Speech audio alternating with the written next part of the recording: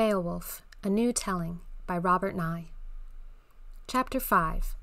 9 Sea Monsters. Hrothgar's hair, once red as fire, had turned white with worry about Grendel. His heart was sickened by slaughter.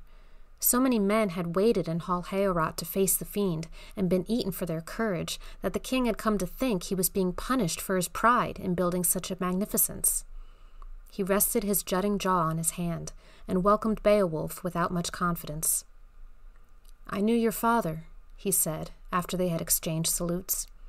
He was a tall, strong man, with an eye like a hawk's. Beowulf blinked and smiled. "Great Hrothgar," he said politely.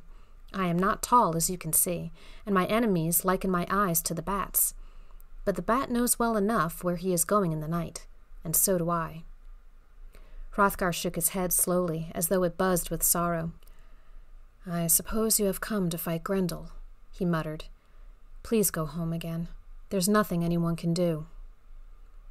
Beowulf sat down on the steps by the king's throne.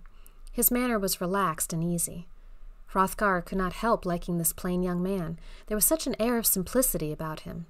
He shuddered and touched the scars on his own face, livid marks made by Grendel's claws, as he thought what the monster would do to that simplicity. Beowulf was eating an apple. He bit into it with cheerful determination. The tips of his fingers were square. Hrothgar noticed how strong his wrists were. Beowulf said, "These apples are good. Do you want one?" "Where do they grow?" "In the valley on the other side of the hill. I had my men pack a sackful as we marched past." Beowulf nodded to one of his followers. The man chose an apple from a huge bag he had been carrying on his back and brought it to the king. Hrothgar balanced it on the palm of his hand and considered it doubtfully. "That grove is witchwork," he said, looking at Beowulf as though he expected him to be turned into a pig any minute. Unferth, slouched over a cup, rich mead sticky in his whiskers, grinned agreement. "An old witch spat her teeth out there," he muttered. "They were bad teeth, green and red and rotting. They grew into apple trees. Nobody in his right mind would eat fruit like that."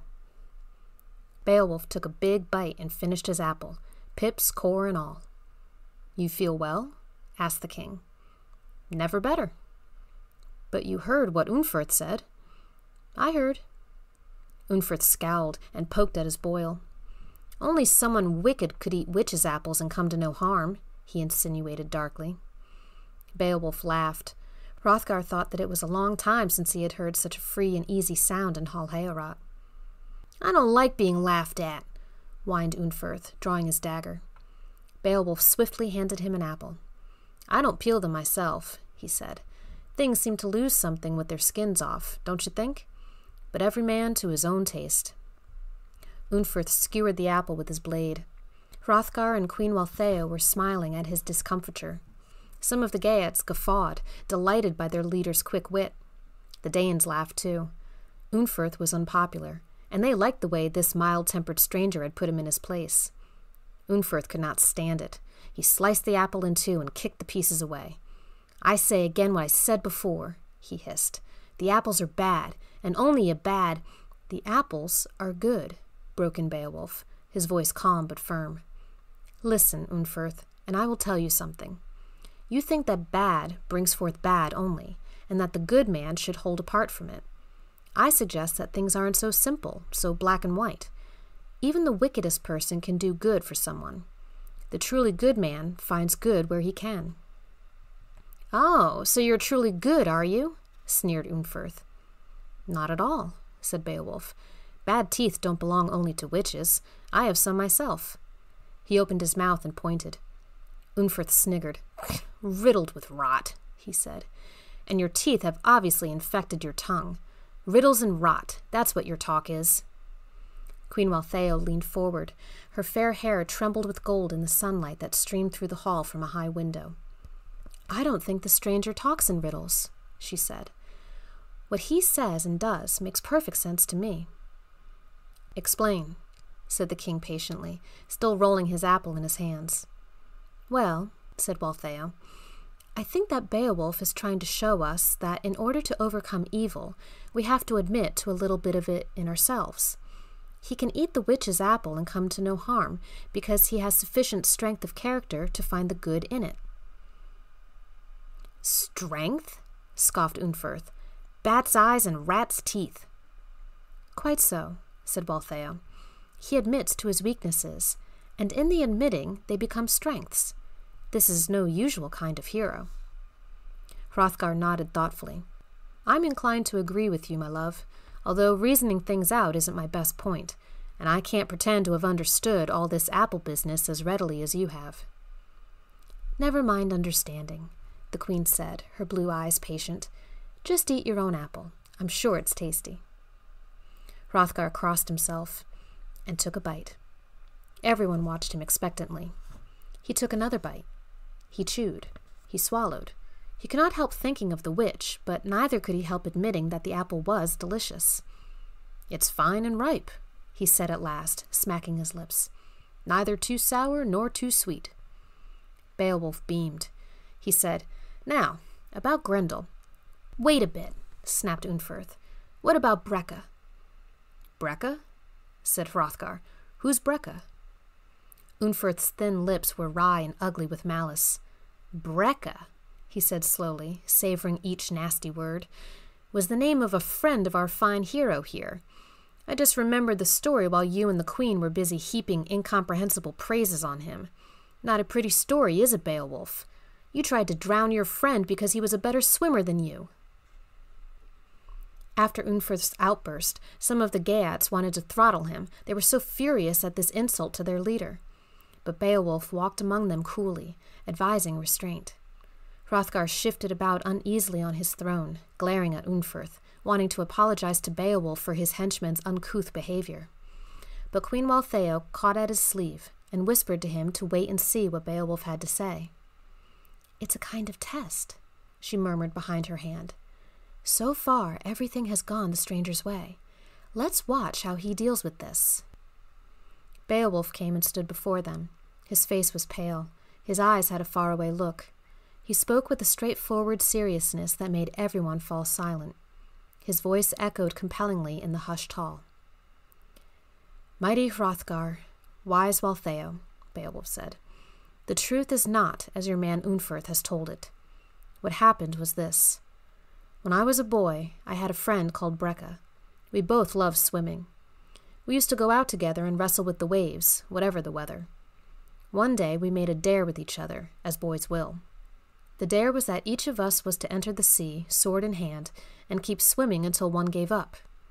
Beowulf smiled, as though all this struck him as great foolishness now. "If you ask me why we took swords," he went on, "I can only say that we had some conceited idea of fighting whales with them. Anyway, we were both good swimmers, and we went on for 5 days and 5 nights, neither willing to admit defeat, until a terrible storm drove us apart. I'll never forget that moment. The sky grew dark at noon, and the wind lashed the sea until it boiled. The creatures of the deep were driven mad by the storm. Something caught hold of me. To this day I'm not sure whether it was the furious sea swell or some monster from the ocean bed, and dragged me toward the rocks at the foot of cliffs, which suddenly loomed up from nowhere. I clung on hard. I turned to face the roaring waves, and then monsters did indeed appear. 9 of them, one after another, sliding slick with jaws agape through the heaving sea. And I swung my sword about my head and fought them off. I killed them. 9 sea monsters. I killed them. The wind stopped. The waves dropped. I was on Lapland shore, exhausted, covered in seaweed, and I slept. As for Brecca, he was not drowned. The current swept him to Norway. He was a better swimmer than I." The Geats burst out cheering as Beowulf finished. They had heard the story before, of course, but never so plainly from Beowulf's lips. He was not given to boasting, and had offered his account simply as an answer to Unferth's lie. King Hrothgar was stirred by the telling of such brave deeds.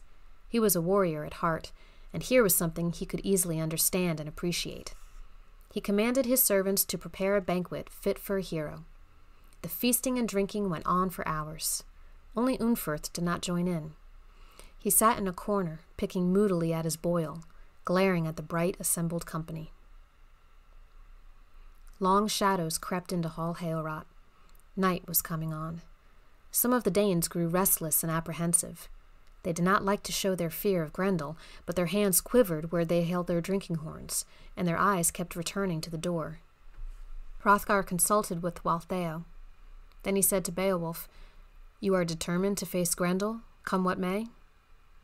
"I am," said Beowulf quietly. "What is your plan?" "The best plan," said Beowulf. "No plan." Hrothgar shook his head. "You are the bravest man I have ever met," he said, standing up to salute his guest. "If anyone can kill Grendel, it is you." He suddenly noticed something about Beowulf that had escaped his attention before. "Where is your sword?" he asked. Beowulf shrugged. "My sword? Oh, I left it in the sun somewhere. I need no sword." "No sword? But how—" "Does Grendel use a sword?" demanded Beowulf. "Of course not, but he will eat—" "Have swords been any good against him in the past?" Beowulf pursued relentlessly. Hrothgar had to admit that they had not, but he could not see how one man, however good and strong, dared face the fiend without weapons. Beowulf held up his hands. "Here are weapons enough," he said. "I put more trust in these 10 fingers than in 100 swords." Hrothgar wanted to argue. He was desperately worried now. He thought Beowulf mad. He thought it was suicide to wait for Grendel. Grendel, the murderously all-powerful, without at least a good keen blade for company. What could one man's hands hope to do to that black terror? Queen Waltheo silenced her husband's objections. She brought the banquet to a close by giving Beowulf a golden cup to drink from. Beowulf drank deep, his eyes not leaving hers. He handed the cup back to her and smiled as though he had taken sustenance from the deepest well in the world. Then, as the Danes were about to leave, the night already rustling at Hall Heorot's doors, Unferth surprised them all, and perhaps himself, by saying, "I'm going to stay. I want to see what happens when this fool tries to shake hands with Grendel."